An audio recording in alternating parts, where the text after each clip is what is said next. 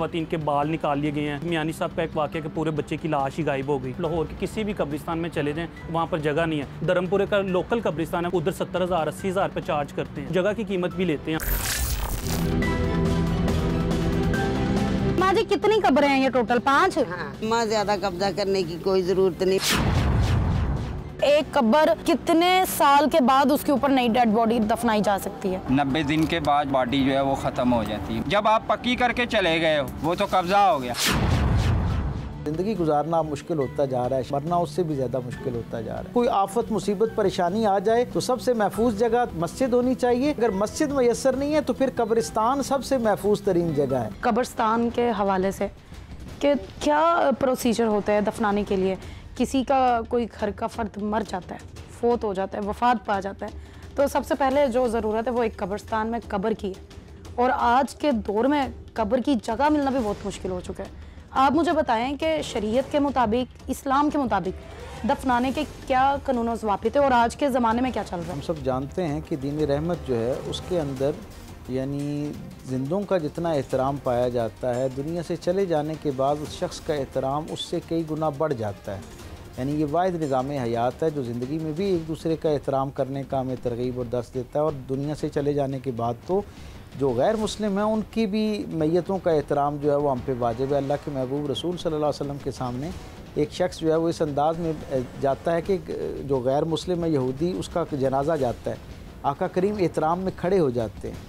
असहाब कहते हैं या रसूलल्लाह ये तो बड़ा बदख़ा था, आपके ख़िलाफ़ आदमी था, तो आप इसके एहतराम में खड़े हो गए। तो हुज़ूर ने कहा कि ये जो मैयत जब दुनिया से कोई शख्स चला जाता है तो उसके मामले को भी अल्लाह के सुपुर्द कर देना चाहिए। यानी उसकी अपनी ज़ाहिरी ख़ताएँ जो हैं वो अलग रह जाती हैं। बतौर इंसान, बतौर एक मैयत के, बतौर एक मरहूम के, उसके जो एहतराम और इकराम के तकाज़े हैं वो कई गुना बढ़ जाते हैं, ज़्यादा एहतियात का तकाज़ा करते हैं। हमारा अलमिया ये है कि हमारे मुआशरे के अंदर जिस तरह ज़िंदगी गुजारना मुश्किल होता जा रहा है, शायद मरना उससे भी ज़्यादा मुश्किल होता जा रहा है। आप तसव्वुर कीजिए कि ऐसा शख्स जो डॉक्टरों की तरफ से, हॉस्पिटल्स की तरफ से एक तवील जद्दोजहद के बाद मायूस होकर घर वापस लौटता है ना, तो उसके अजीज़ व अकारिब उसकी इयादत के लिए आ रहे होते हैं, उसकी खबरगिरी के लिए आते हैं और उसके घर वालों को जो अपना सब कुछ उसे बचाने के लिए लौटा चुके होते हैं, उनकी हालत ये होती है, उन्हें ये फ़िक्र दामनगीर होती है कि अगर कल ये अल्लाह के पास पहुँच गया तो इसे बावकार तरीके से इस दुनिया से भेजना कैसे है, इसको रुखसत कैसे करना है।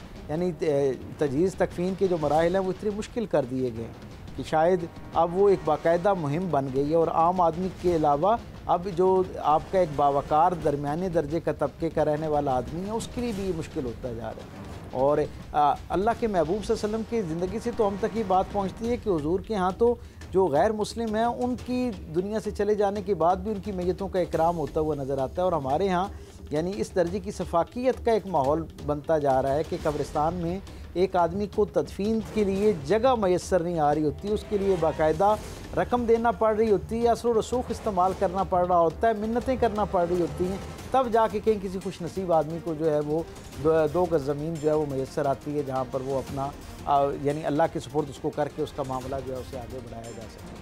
और अब ज़मीनों के रेट भी हमने पता किया तो 30,000, 40,000, 50,000, यहाँ तक के एक शख्स अपनी 2 माह पहले फ़ौत हुई अपनी खाला की कब्र को पक्का करवा रहे थे और मैंने प्रोग्राम के दौरान उनसे पूछा है कि कितने पैसे लगे, उन्होंने कहा 60,000। जी हाँ, बिल्कुल इसी तरह इतनी ही रकम लग रही है। मुआशरे को बड़ी संजीदगी के साथ इसके ऊपर सोचना चाहिए। और मैं यहाँ आपके प्लेटफॉर्म से एक और बड़ी अहम बात लोगों से कहना चाहूँगा, ये एक अजीब अलमिया है। अल्लाह के महबूब रसूल से हम तक जो दीन पहुँचा उसमें बंदे मोमिन के लिए मुआशरे में सबसे महफूज जगह मस्जिद है। यानी हमें ये तरगीब दिलाएगी कि कोई आफत मुसीबत परेशानी आ जाए तो सबसे महफूज जगह तुम्हारी पहली तरजीह मस्जिद होनी चाहिए। और अगर मस्जिद मैसर नहीं है तो फिर कब्रिस्तान सबसे महफूज तरीन जगह है। हमारे यहाँ जिस तरह की मिथ्स पाई जाती हैं, मैं ये समझता हूँ उनकी उस खौफ की बुनियाद पर बहुत सारी बुराइयाँ, न सिर्फ ये कि उस कब्रिस्तान और उसके अंदर जो रहने वाले लोग जो मुस्तकिल ज़िंदा लोग रहते हैं उनके बहुत सारे नाजायज़ कारोबार और नाजायज़ सरगर्मियाँ जो है उनका ज़रिया बनता है ये खौफ। तो सबसे पहले हमें ये पता होना चाहिए कि ये जो कब्रिस्तान का मामला है, कब्रिस्तान अल्लाह के महबूब रसूल सल्लल्लाहु अलैहि वसल्लम के फरमान के मुताबिक मस्जिद के बाद सबसे महफूज तरीन मकाम है और इसके साथ अपना ताल्लुक़ कायम रखना चाहिए, क्योंकि ये कब्रें जो हैं ये हमें अपने प्यारों के जो हुकूक हैं उनकी तरफ भी हमें याद दहानी करवाती हैं और अपनी भी आखिरत जो है वो हमें याद करने का ज़रिया बनती हैं। यहाँ तो हम सुनते हैं कि रात को कब्रिस्तान ही नहीं जाना चाहिए। जी हाँ, ये कलमी है। हमारे यहाँ ये गलत किस्म की जो चीज़ें हैं वो मुआशरे के अंदर इसलिए राइज की गई हैं कि वो जो जराइम पेशा अफराद जिन्होंने उसे अपनी आमाजगाह बना लिया, अपना एक बेहतरीन सोर्स बना लिया, क्योंकि वो मुआशरे से मुनक़ता एक इलाका मिल जाता है, उनको एक बफर जोन सा कायम हो जाता है और उनके लिए अपनी तमाम तर गैर अखलाकी और गैर जो कानूनी सरगर्मियाँ हैं उन्हें जारी रखने का एक प्लेटफॉर्म मुहैया हो जाता है। नतीजतन वो मकाम जो इबादत का, रहमत का, अल्लाह से कुर्ब का ज़रिया होना चाहिए था, मुआशरे के अंदर वो मकाम जो है वो अब बुराई का, हर तरह की बुराई का ज़रिया बन गया है। आप नशे से लेकर यानी कोई इल्लत, कोई जुर्म ऐसा तस्वुर करें जिसका जो है ना वहाँ नहीं होता। मैं बड़ा हैरान हुआ पिछले दिनों कराची की एक रिपोर्ट पढ़ के कि जो स्नैचिंग करने वाले बच्चे हैं, जब उनके पीछे दौड़ते हुए पुलिस पहुंची तो पता चला कि जी वो लोग जो हैं उनका जो सोर्स था, यानी जहाँ उन्होंने उन सबको इकट्ठा कर रखा था, गोया वो जो पूरा था गैंग था उसको कब्रिस्तान से ऑपरेट किया जा रहा था। तो अब आप तसव्वुर कीजिए, जहाँ से बंदे ने अपनी ज़िंदगी को दुरुस्त करने का वादा और इरादा लेके बाहर निकलना था, जहाँ से इबरत लेके निकलना थी, जहाँ से अपने मामलात, अपना रहन सहन, अपनी आदत अतवार को दुरुस्त होने की एक नसीहत लेके निकलना था, वो वहाँ पर बुराई का मुआशरे के अंदर जो है वो एक जड़ बन गई है और उसका एक मकाम बन गया है। कब्रों में ज़्यादातर हम देखते हैं ये काला इलम करने वाले लोग ना कब्रिस्तान में ही नज़र आते हैं। चिल्ला काटना है तो कब्रिस्तान में काटना है, कोई अमल करना है तो कब्रिस्तान में करना है। आखिर कब्रिस्तान में ऐसी कौन सी चीज़ें हैं, ऐसी कौन सी ताकत है जो उनको पूरा वो सारी चीज़ें रिक्वायर्ड होती हैं? हम क्योंकि बुनियादी तौर पर हमें इस बात का एतराफ़ करना चाहिए कि हम एक बहुत तवील अरसे से हिंदू कल्चर के गलबे में रहे हैं। हमारी जो लाशऊर के अंदर हिंदू रिवायात जो हैं वो बड़ी रासिख हो चुकी हैं, इस्टेब्लिश हो चुकी हैं।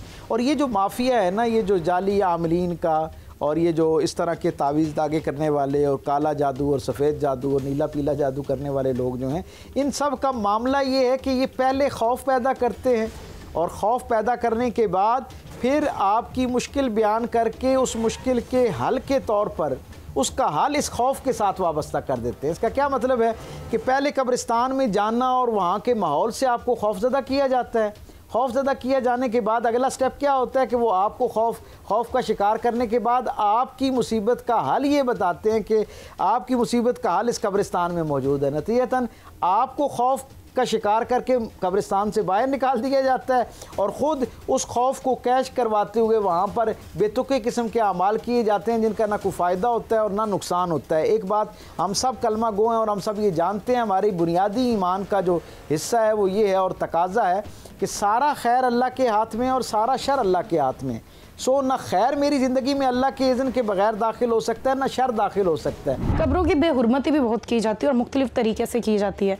कभी तो वहाँ डेड बॉडीज़ को निकाल कर या फिर डेड बॉडीज़ की ही बेहुरमती करके। और एक और चीज़ कि अब जो कब्रिस्तान है वो कब्र के साथ कब्र जुड़ी हुई है, गुजरने तक का रास्ता नहीं है, तो कब्रों के ऊपर से गुजर के भी क्या उनकी बेहुरमती होती है? यकीनन ये भी एक दर्जे की। सरकार दो आलम सल्लल्लाहु अलैहि वसल्लम ने जो एक मिजाज हमें अता किया ना, उससे हमें ये बात समझ आती है कि जिन अवामिल से ज़िंदा आदमी की बेहुरमती होती है ना, जो काम करने से, बिल्कुल वैसा ही दुनिया से चले जाने के बाद उसकी मैयत के साथ भी वैसे अमल पर बेहुरमती हो जाती है। यानी जैसे हुजूर ने यहाँ तक फरमाया कि जब उसे गुस्ल देना है तो उसके एहतराम के साथ उसे गुस्ल दो। अब वो ख़ुद तो नहीं देख रहा ज़ाहिरी तौर पर, लेकिन हुजूर ये फरमाते हैं कि उसके सतर का वैसा ही एहतमाम किया जाए जैसे आप अपने बुज़ुर्ग बीमार का एहतराम करते हैं जो ज़िंदा होता है, और हम हया करते हैं कि उसका सतर कायम रहे, उसका पर्दा कायम रहे।